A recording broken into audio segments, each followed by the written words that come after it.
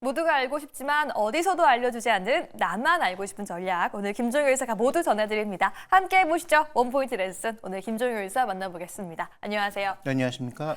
네, 의사님. 오늘 시청자분들이 가장 궁금해할 건 단순히 오늘 하루 어떤 종목 사지? 이게 아니라 오늘 내가 보고 있는 이 섹터와 업종이 2025년에도 그 모멘텀이 이어질까? 아닐까 싶은데요. 그래서 오늘 주제 함께 보시면요. 지금도 증권사에서 2025년 이 증시 전망과 함께 업종별, 섹터별 전망을 쏟아내고 있습니다. 그래서 저희 원포인트 레슨에서도 2025년 전망 함께 세워보고 싶은데요. 2025년에는 추세주를 따라가야 될까요? 턴어라운드를 담아봐야 될까요? 저희 전망 알아보고 싶은데 이사님, 2025년 증시 전망에 있어서 중요한 포인트들 뭐가 있을까요? 네, 뭐 세 가지 정도로 요약해 볼 수 있는데요. 뭐 전망이 맞고 틀리고를 떠나서 전체적으로 지수에 큰 재미 없을 거다. 그다음에 두 번째로 봤을 때는 종목 선택에 있어서 좀 신중을 기할 필요가 있다. 세 번째는 감익은 거의 확실하다. 이렇게 좀 봐야 될 것 같습니다. 그래서 2025년도에 지금 우리가 살펴봐야 될 것은 전체적으로 왜 감익을 우리가 선택할 수밖에 없는가라는 부분에 대해서 짚어볼 필요가 있겠고요. 근데 여기서 감익이라고 하면 올해 대비 이익이 떨어진다는 얘기가 아니에요. 네. 이미 잡아놓은 그 그렇죠. 실적 목표치에 대해서 생각보다 많이 전망을 떨어뜨려야 된다라는 얘기니까 오해는 없으셨으면 좋겠고요. 그 다음에 뭐 너무 허무한 결론이지만 추세주 턴어라운드 둘 중에 뭘 고를까? 둘 다 사야 됩니다. 근데 핵심은 다른 데 있다라는 거죠. 둘 중에 뭘 골라가 핵심이 아니고 오히려 다른 데 핵심이 있다라는 걸 오늘 말씀드리고 싶은 거고요.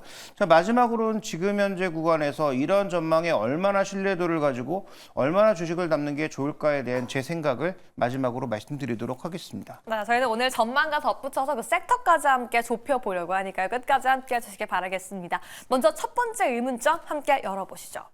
아니, 저희가 전일 자동차 기업 이야기를 할 때도 2025년 이 이익 추정치에 대해 언급을 했지만 전반적으로 2025년 우리나라의 시장 이익이 감익이 핵심이다라는 내용을 계속 말씀해주고 계세요.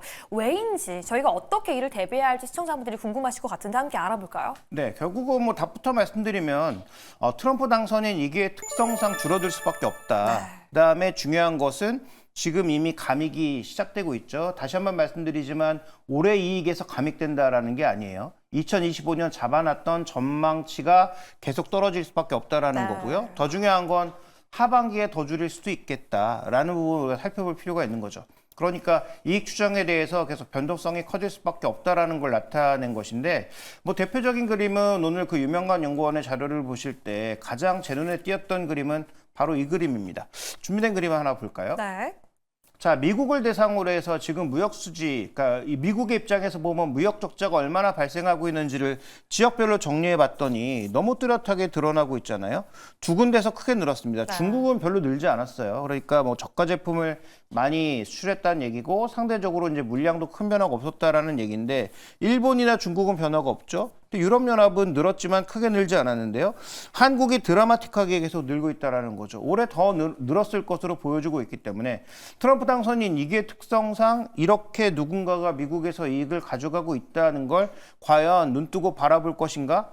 얼마일지는 모르지만 뭐 관세를 뭐 보편 관세 10%를 할지 업종별로 쪼개서 할지 뭐 기업마다 다를지 그건 정해진 바가 없지만 확실한 것은 이렇게 누군가 미국의 이익을 가져가는 나라에 대해서는 아마도 여러 형태의 압박이 나타날 가능성이 꽤 높다라고 봐야 될 것 같고요.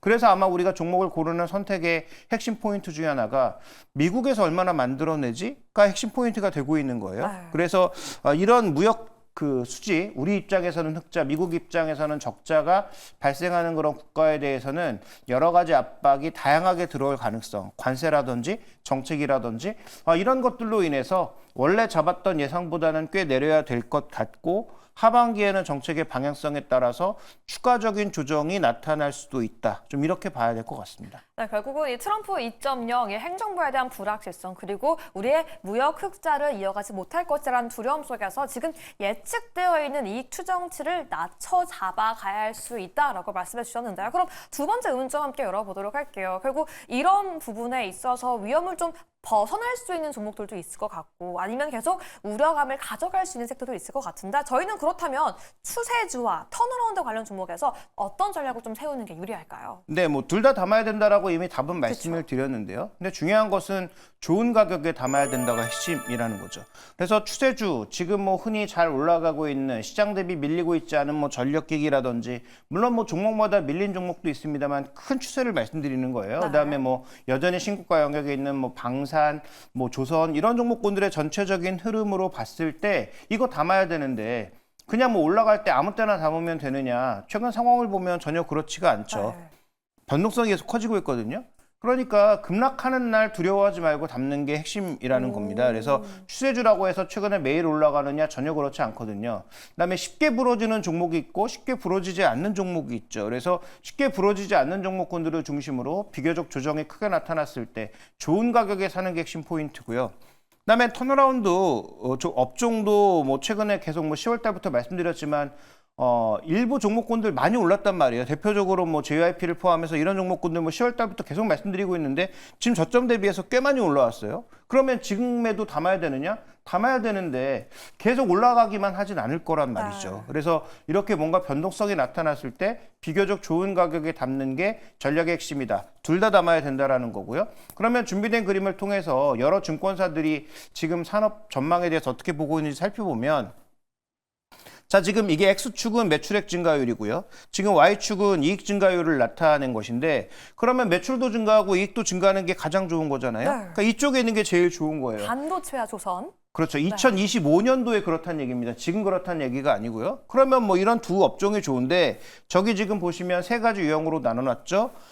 파란색 동그라미는 대체 불가 K섹터, 뭐 방산, 조선 이런 거 나타낸 거고요. 네. 그다음에 빨간색으로 표시되고 있는 것은 경기도 턴, 실적도 턴하는 그런 턴어라운드 업종을 나타낸 것이고 그다음에 저 녹색 동그라미는 주저하는 업종을 나타낸 것인데 그런 업종들의 위치가 되도록이면 우상향 쪽으로 붙어있는 그런 업종들을 골라야 된다라는 얘기가 되겠죠. 네. 그래서 그런 업종들을 고르자 이런 업종들이 상대적으로 실적의 안정성이 높아질 거다라고 미래에셋증권은 얘기하고 있는 거고요.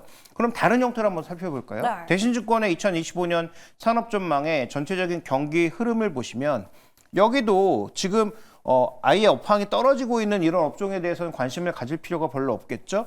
밑쪽에서 돌고 올라오고 있는 업종을 보시면 엔터라든지 유틸리티라든지 뭐 반도체라든지 항공 이런 업종들이 이쪽에 끼어 있단 말이죠. 그러니까 저 밑에 지금 여전히 침체기 쪽에 놓여 있는 업종은 뭐 지금 당장 관심을 싸다고 해도 가질 필요는 별로 없어 보이지만 적어도 회복기와 그다음에 확장기 쪽으로 가고 있는 업종에 대해서는 여전히 좀 관심이 필요하지 않을까. 그럼 양쪽에서 겹치고 있는 그런 업종들에 대해서는 저는 여전히 좋은 가격에 매수하는 것은 필요하다라고 보고 있기 때문에 추세주, 턴어라운드가 기대되고 있는 업종에 대해서 저는 여전히 매수가 필요하다라는 입장입니다. 네, 매수는 누가 됐든 해야 된다. 하지만 저렴한 가격에 하는 게 중요하다라고 말씀해 주셨고요. 두 가지 그림을 좀 겹쳐서 본다면 지금 뭐 엔터주, 반도체, 조선 섹터 이런 좀 섹터들이 특징적으로 눈에 띄는 것 같아요. 우리 시청자분들도 이 세 섹터 좀 계속 담아가는 게 유리할까요?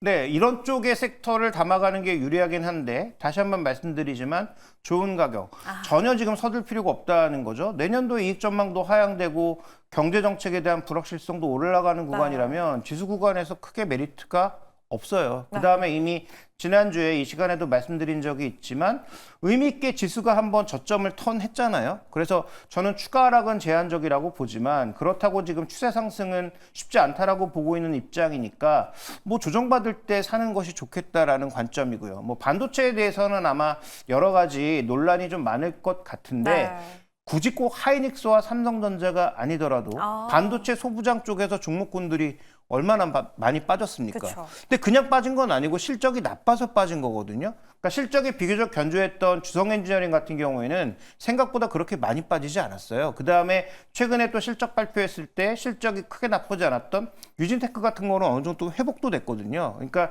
그런 업종별 차이가 있으니까 종목별 차이는 존재하나 큰 그림에서 보면 양쪽 그림에서 겹쳐지는 이외에 다른 증권사들의 전망도 대동소이하다라고 봐야 될 것 같은데요. 그럼 아마 이런 반문도 있을 수 있어요. 증권사들이 모두 똑같이 보는 거는 별로 그렇게 큰 의미가 없지 않느냐. 그쵸. 그게 오히려 답이 다 나와 있기 때문에 그런 답은 크게 다르지 않을까라는 반문도 있을 수 있잖아요. 근데 만약에 그게 대세 업종이라면 그렇지 않다는 얘기가 되겠죠. 그래서 저는 2025년도에 지금 말씀드렸던 이런 소위 턴어라운드와 추세주들이 여전히 대세 업종이라고 보고 있고 지수장이 아니라 종목장이라고 보고 있기 때문에 그런 관점에서 본다면 선택해야 될 업종은 이미 정해져 있다. 이렇게 봐야 될 것 같습니다. 네, 이런 섹터들을 담아가다 전혀 급할 필요도 서두를 필요도 없다라는 말씀에 좀 포인트를 맞춰보고 싶어요. 그럼 세 번째 의문점 바로 함께 넘어가 보도록 하겠습니다. 그러면 2025년을 대응하는 저에는 포트 비중 어떻게 가져가야 좀 적절하다고 보실까요? 네, 여기서는 단순하게 우리가 주식과 현금 정도로만 나눠서 생각해 봤을 때 네. 보통 이제 강세장이라고 하면 한 8대2 정도 혹은 뭐 그 이상도 생각해 볼 수 있는데요.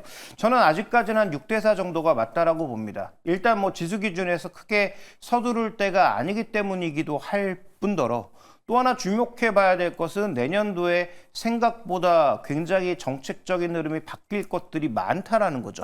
특히 이제 트럼프 당선인 2기 정부가 출범했을 때 어느 정도의 흐름으로 가져갈 거냐와 더불어서 연초에 나타날 전쟁의 마무리 여부, 이게 이제 굉장히 중요하단 말이죠. 러우 전쟁이나 지금 이스라엘 하마스를 둘러싼 중동 분쟁이 정말로 트럼프 당선인의 공언처럼 트럼프 당선인이 정부가 출범하면 빠르게 마무리될지 여부도 아직은 좀 불분명하잖아요. 그러니까 그런 측면을 놓고 봤을 때 여전히 현금이 좀 필요하다라는 관점으로 접근을 하시는 게 저는 유리하지 않을까 이렇게 좀 판단하고 있습니다. 네, 여전히 현금이 필요한 시점이다라고 말씀해 주셨습니다. 그럼 오늘의 결론까지 함께 도출을 해봐야 될 것 같아요. 그래서 2025년 저희는 어떤 섹터를 담아가야지 좀 수익을 극대화할 수 있을까요? 네, 일단 전망이 계속 수정될 거라는 것, 이건 업종을 가리지 않고 전체적으로 전망이 수정될 거라고 보여요. 그래서 예상보다 트럼프 당선인의 정책이 세지 않으면 다시 또 올려야 되잖아요. 그러니까 올리고 내리고가 굉장히 변동성이 커질 수 있다는 게 핵심 포인트고요. 그러니까 추세주와 턴어라운드 정도가 이 변수에 있어서 가장 변수가 적을 거라고 봐서 이런 업종들을 둘 다 담아야 된다는 얘기고요. 다만 담을 때 가장 중요한 것은 좋은 가격에 사야 된다라는 것이고 그 좋은 가격은 비교적 추세의 그 하단으로 떨어졌을 때 혹은 뭐 단기적인 조정폭이 좀 나왔을 때 사시는 것이 좋겠다라고 말씀드리는 것이고 그러면 지금 턴어라운드 쪽에서 보면 반도체 엔터가 턴어라운드에 해당할 거고요. 그다음에 추세주 쪽은 방산이나 전력기기, 뭐 조선도 큰 틀에서 보면 이 안에 포함이 되겠죠.